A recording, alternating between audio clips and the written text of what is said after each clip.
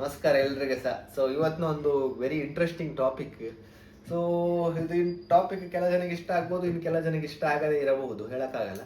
So ಇಲ್ಲಿ ವಿಚಾರ ಏನಂತ ಹೇಳಿದ್ರೆ, ರಕ್ಷಿತಾ ಅವರು ಗಿಲ್ಲಿಯನ್ನು ಇಷ್ಟಪಡ್ತಿದ್ದಾರಾ ಅಥವಾ ಲವ್ ಮಾಡ್ತಿದ್ದಾರಾ ಅಂತೇಳಿ ಒಂದು ಕ್ವಶನ್ ಮಾರ್ಕ್. ಇದು ಕ್ವಶನ್ ಏನಕ್ಕೆ ಮೂಡ್ತು ಅಂತ ಹೇಳಿ ನೋಡೋದಾದ್ರೆ, ಇವತ್ತಿನ ಎಪಿಸೋಡಲ್ಲಿ ಒಂದು ಪ್ರೋಮೋ ಬಿಟ್ಟಿದ್ದಾರೆ. ಸಂಜೆ ನೀವು ನೋಡ್ಬೋದು ಎಪಿಸೋಡಲ್ಲಿ. ಸುದೀಪ್ ಸರ್ ಅವರು ಕಾವ್ಯ ಜೊತೆ ಮಾತಾಡುವಾಗ ಕಾವ್ಯನ ಬಗ್ಗೆ ಏನು ಹೇಳಿದಾಗ ಸುದೀಪ್ ಸರೇ ಹೇಳ್ತಾರೆ ಖುದ್ದಾಗಿ, ಏನು ನೀನು ಕಾವ್ಯನನ್ನು ಯಾವಾಗ ಓಡಿಸೋದಂತ ಕಾಯ್ತಾ ಇದೆಯಲ್ಲ ರಕ್ಷಿತಾ, ನೀನು ಒಂದು ವೇಳೆ ಕಾವ್ಯ ಹೋದ್ಮೇಲೆ ನೀನು ಗಿಲ್ಲಿ ಜೊತೆ ಕುತ್ಕೊಂಡು ಹತ್ರ ಕುತ್ಕೊಂಡು ಮಾತಾಡ್ಬೋದಲ್ಲ ಅಂತೇಳಿ ಸುದೀಪ್ ಸರ್ ಅವರು ಹೇಳ್ತಾರೆ. ಇದರ ಸಲುವಾಗಿ ಒಂದು 2-3 ವಾರದ ಹಿಂದೆ ಬಿಗ್ ಬಾಸ್ ಮನೆಯಲ್ಲಿ ನಿಮ್ಗೆ ಯಾರು ಇಷ್ಟ ಅಂತ ಹೇಳಿದಾಗ ರಕ್ಷಿತಾ ಒಂದು ಮಾತು ಹೇಳ್ತಾರೆ. ಏನಂತ ಹೇಳಿದ್ರೆ, ನನಗೆ ಗಿಲ್ಲಿ ತರ ಇರುವ ವ್ಯಕ್ತಿ ಇಷ್ಟ ಅಂತ ಹೇಳಿದ್ರೆ, ಮದುವೆ ಆಗ್ಲಿಕ್ಕೆ ಗಿಲ್ಲಿ ತರ ಇರಬೇಕು, ಗಿಲ್ಲಿ ಅಲ್ಲ ಗಿಲ್ಲಿ ತರ ವ್ಯಕ್ತಿತ್ವ ಇರುವ ಹುಡುಗ ನನಗೆ ಸಿಕ್ಕಿದ್ರೆ ನಾನು ಮದುವೆ ಆಗ್ತೇನೆ ಅಂತ ಹೇಳಿ ರಕ್ಷಿತಾ ಒಂದು ಪಾಯಿಂಟ್ ಅಲ್ಲಿ ಹೇಳ್ತಾರೆ. ಅದಾದ ಬಳಿಕ ಇನ್ನೊಂದು ಟೈಮಲ್ಲಿ ಎಲ್ಲರಿಗೂ ಅಣ್ಣ ಮಾಳು ಅಣ್ಣ, ರಘು ಅಣ್ಣ, ಸೂರಜ್ ಅಣ್ಣ ಎಲ್ಲರಿಗೂ ಅಣ್ಣ ಹೇಳ್ತಿ, ಗಿಲ್ಲಿಗೆ ಯಾಕೆ ಗಿಲ್ಲಿಗೆ ಏನಕ್ಕೆ ಅಣ್ಣ ಹೇಳಲ್ಲ ಅಂತ ಹೇಳಿದಾಗ ರಕ್ಷಿತ ಹೇಳ್ತಾರೆ, ಇಲ್ಲ ಬಾಕಿಯವರಿಗೆಲ್ಲ ನನಗೆ ಅಣ್ಣ, ಬಟ್ ಗಿಲ್ಲಿ ನನ್ನ ಅಣ್ಣ ಅಲ್ಲ, ನಂದು ಫ್ರೆಂಡ್ ಅಂತ ಹೇಳ್ತಾರೆ. ಇದೊಂದು ಪಾಯಿಂಟ್ ಜನರಿಗೆ ಸಾಕಲ್ಲ.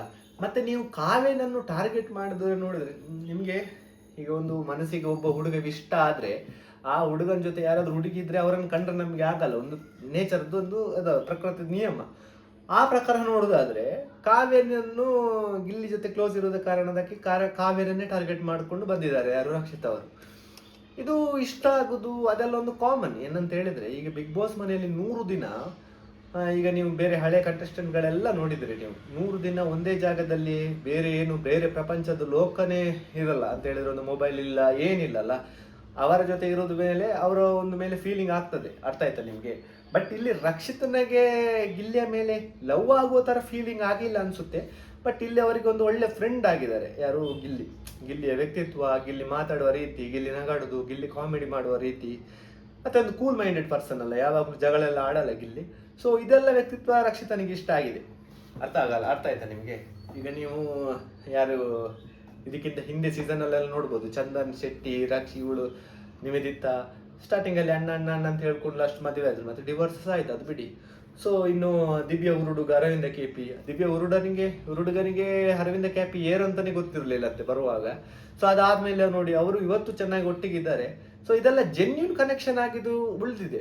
ಇನ್ನು ಕೆಲವು ಫೇಕ್ ಬಿಗ್ ಬಾಸ್ಗೋಸ್ಕರ ಆಟ ಆಡ್ಕೊಂಡು ಲವ್ ಮಾಡೋದೆಲ್ಲ ನಾಟಕ ಮಾಡ್ಕೊಂಡು ಕೆಲವು ಜನ ಕಂಟೆಸ್ಟೆಂಟ್ಗಳಿದ್ರು ಇದಕ್ಕಿಂತ ಹಿಂದೆ.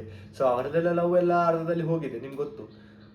ಅದೆಲ್ಲ ಬಿಟ್ಟರು ಈ ಸೀಸನ್ ಅಲ್ಲಿ ಗಿಲ್ಲಿಯ ಬಗ್ಗೆ ಒಂಚೂರು ಮನಸ್ಸಲ್ಲಿ ಫ್ರೆಂಡ್ ಭಾವನೆ ಬಂದಿದೆ ರಕ್ಷಿತನಿಗೆ. ಅರ್ಥ ಆಯ್ತಾ ನಿಮಗೆ? ಮತ್ತೆ ಅವರ ಮನಸ್ಸಲ್ಲಿ ಏನುಂಟಂತ ನಾವಿಲ್ಲಿ ಕೂತ್ಕೊಂಡು ಪ್ರೆಡಿಕ್ಟ್ ಮಾಡೋಕ್ಕಾಗಲ್ಲ, ನಾವೇನು ಜ್ಯೋತಿಷಿಗಳಲ್ಲ. ಸೊ ಏನೇ ಆಗಲಿ, ನೋಡುವ ವೀಕ್ಷಕರಿಗೆ ಅಥವಾ ಈಗ ಸುದೀಪ್ ಸರ್ ಅವರು ಖುದ್ದಾಗಿ ಹೇಳಿದ ಪ್ರಕಾರ ನೋಡೋದಾದ್ರೆ ಗಿಲ್ಲಿಯ ಮೇಲೆ ಒಂದು ಸ್ವಲ್ಪ ಮನಸ್ಸು ಫೀಲಿಂಗ್ಸ್ ಇದೆ ಅಂತ ಹೇಳಬಹುದು. ನೋಡುವಾಗ ನಮಗೆ ಅನಿಸ್ತದೆ. ಬಟ್ ನಿಮಗೆ ಏನಿಸ್ತು ಇದರ ಬಗ್ಗೆ? ನಿಮ್ಗೆ ಇದರ ಬಗ್ಗೆ ಏನು ಅನಿಸ್ತು ಅಂತ ಹೇಳಿ ಕಮೆಂಟ್ ಹಾಕಿ. ಸೊ ಇದರ ಬಗ್ಗೆ ಇನ್ನು ಹೊಸ ವಿಡಿಯೋದೊಂದಿಗೆ ಬರ್ತೇನೆ. ಎಲ್ಲರಿಗೆ ಯಾರಾದರೂ ಹೊಸಬ್ರು ನಮ್ಮ ಚಾನಲ್ ನೋಡ್ತಿದ್ರೆ ದಯವಿಟ್ಟು ಸಬ್ಸ್ಕ್ರೈಬ್ ಮಾಡಿ ವಿಡಿಯೋ ನೋಡಿ. ನಮಸ್ಕಾರ.